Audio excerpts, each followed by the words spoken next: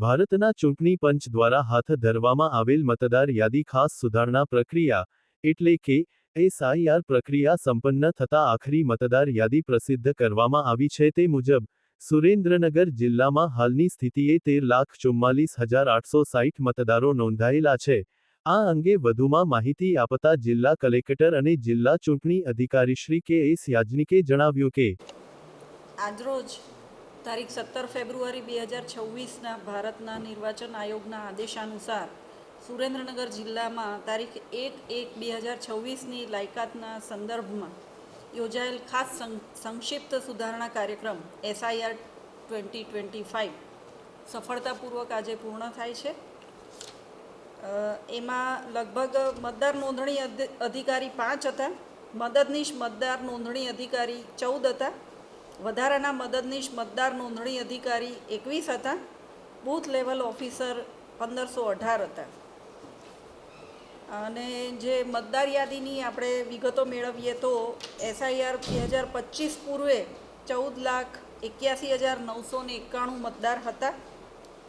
પ્રથમ તબક્કાનો draft role પ્રસિદ્ધ થયો એ સમયે 13,44,959 મતદાર હતા। એ બાદ નવા નોંધાયેલ મતદારો 17,270 છે। સ્થળાંતરિત મતદારો 4,046 છે। કુલ જે મતદાર યાદીમાં ઉમેરો થયો છે એ જોઈએ તો 21,316 મતદારોનો ઉમેરો થયો છે। કમી થયેલ મતદારો 21,415 છે અને આખરી પ્રસિદ્ધ થયેલ કુલ મતદારો 17 ફેબ્રુઆરી 2026ની સ્થિતિએ 13,44,860 મતદારો છે। એટલે ડ્રાફ્ટ રોલ સમયે અને આજે પ્રસિદ્ધ થયેલ ફાઇનલ રોલ સમયે 99 મતદારોનો ઘટાડો નોંધાયેલ છે।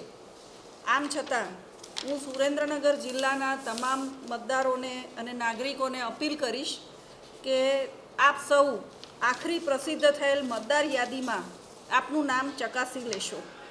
લોકશાહીના મહાપર્વમાં પાત્રતા ધરાવતો દરેક નાગરિક એના મતાધિકારથી વંચિત ના રહે તે જોવા માટે અને તેની કાળજી કરવા માટે તંત્ર કટિબદ્ધ છે। Thank you.